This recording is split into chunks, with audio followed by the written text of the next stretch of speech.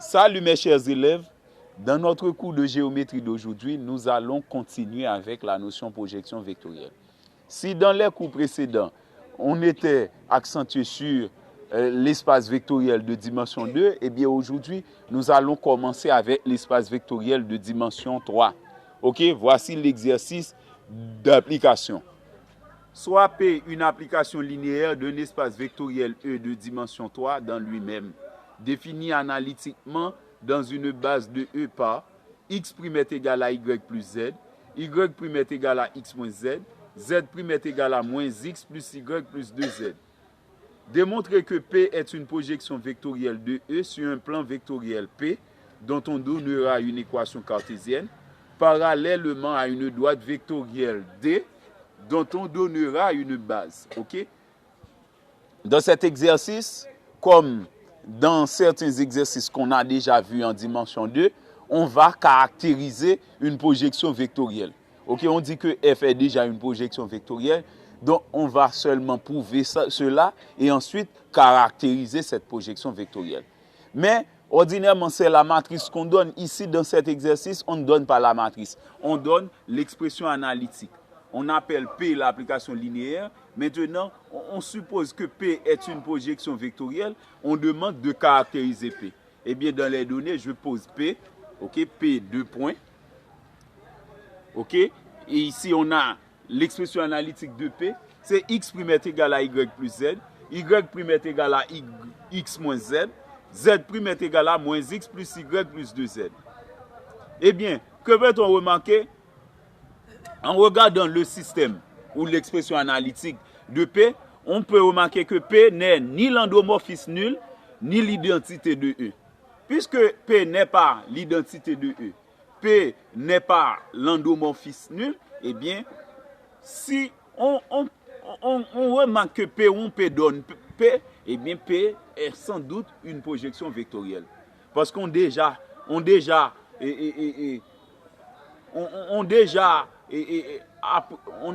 appris que P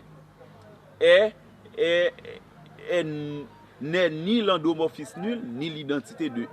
Eh bien, d'abord, nous écrivons l'expression de P, on remplace x', y', z' par P de x, y, z.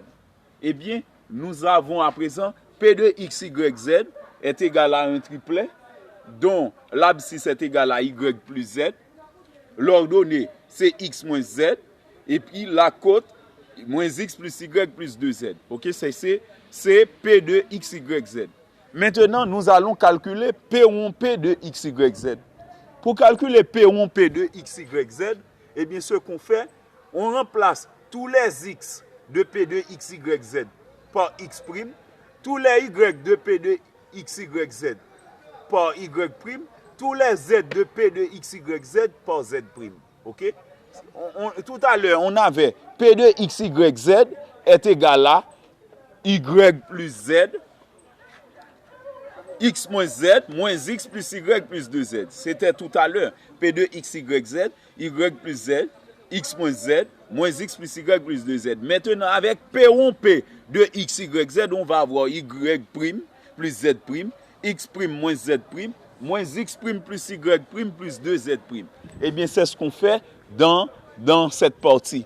On écrit P de x, y, z est égal à y' plus z' en abscisse, x' moins z' en ordonnée, moins x' plus y' plus 2z' pour côte. Maintenant, on remplace y' par sa valeur.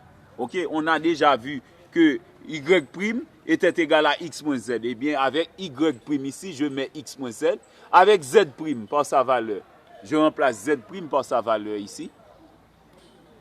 X' moins z' pour ordonner, eh bien, x' c'était y plus z, eh bien, je remplace x' par sa valeur, moins z'. Voici la valeur de z', je remplace z' par sa valeur. On fait de même ici. Il y a moins x', eh bien, je remplace x' par sa valeur. Ok? Maintenant, plus y', je remplace y' par sa valeur qui est x moins z. Et maintenant, plus 2z'. C'est 2 fois z'.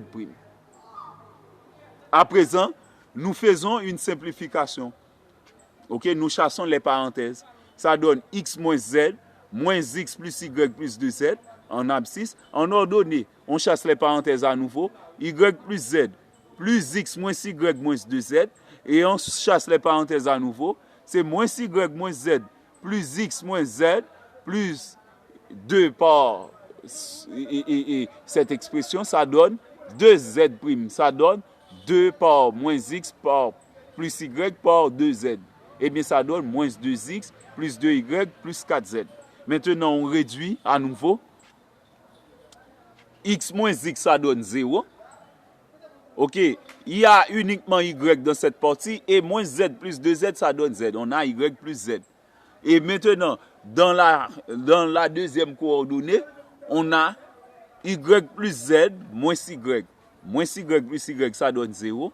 Il y a x uniquement, je mets x. Maintenant, z moins 2z, ça donne moins z. On a x moins z en ordonnée. Maintenant, pour côte, on a moins y plus 2y, ça donne y. Moins z, ça donne moins 2z. Plus 4z, ça donne 2z. Et x moins 2x, ça donne moins x. De façon ordonnée, on écrit moins x plus y plus 2z. Vous voyez que on a trouvé la même expression de P de x, y, z qu'on avait auparavant. Auparavant, c'était P de x, y, z qui donnait y plus z, x moins z, moins x plus y plus 2z. Et bien à présent, on a P1, P de x, y, z qui donne la même expression. Et bien puisque P1, P de x, y, z donne la même expression que P de x, y, z, et bien on dit que P, puisque P, on a déjà vu que P n'est ni l'endomorphisme nul, ni l'identité. Et bien puisque P1, P donne P, et bien P est une projection vectorielle. Maintenant, il est arrivé le moment de caractériser P. Eh bien, sa base. Nous avons vu, lorsqu'on a une projection vectorielle, la base, c'est l'ensemble des vecteurs invariants par cette projection vectorielle. Eh bien, normalement, si nous prenons au moins un vecteur U de l'espace vectoriel E, qui est de dimension 3, eh bien, nous prenons, ok, la base, c'est invariant par P. Il existe au moins un vecteur U de coordonnées x, y, z appartenant à E, dont l'image par P donne lui-même. P de U donne U. Ok, puisqu'on a déjà l'expression analytique de P, eh bien, pas la peine d'aller utiliser la notion matricielle, eh bien, nous écrivons directement x' égale à x, y' égale à y et z' égale à z. Ok, le système qu'on donnait initialement est devenu x égale à y plus z, y est égal à x moins z, z est égal à moins x plus y plus 2z. Maintenant, nous transposons, ok, tous les éléments du second membre dans chaque équation au premier membre. Eh bien, dans la première équation, on a x moins y moins z égale à 0. Dans la deuxième équation, c'est l'élément du premier membre que je transpose au second membre. Je mets 0 à la place de y, et bien maintenant, après x, je mets moins y. En transposant y, ça donne x moins y moins z. Ok? 0 égale à x moins y moins z. Dans la troisième équation, je transpose les éléments du second membre dans la première équation. Et dans la troisième équation, je transpose les éléments du second membre dans le premier membre. Ok? Ça donne moins x qui est devenu x, plus y qui est devenu moins y, plus 2z qui est devenu moins 2z. Et puisqu'on avait déjà plus z, je conserve plus z et maintenant je fais la réduction. Eh bien, dans la première équation, le système est devenu x moins y moins z égale à 0. Ça, c'est la première équation. La deuxième équation, c'est encore x moins y moins z égale à 0 parce que c'est une équivalence. Si 0 donne ça, eh bien, on peut dire que ça donne 0.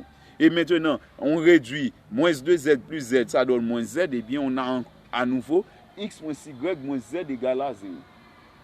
Eh bien, que veut-on remarquer? On a trois équations identiques.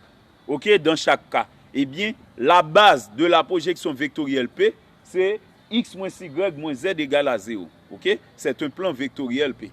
Ok, comme on l'avait bien signalé dans les données de l'énoncé. On a demandé de prouver que que P est une projection vectorielle sur un plan vectoriel P dont on donnera une équation cartésienne. Eh bien, on donne l'équation cartésienne du plan vectoriel qui est la base de la projection vectorielle. Parce qu'on dit sur. Ok, sur veut dire que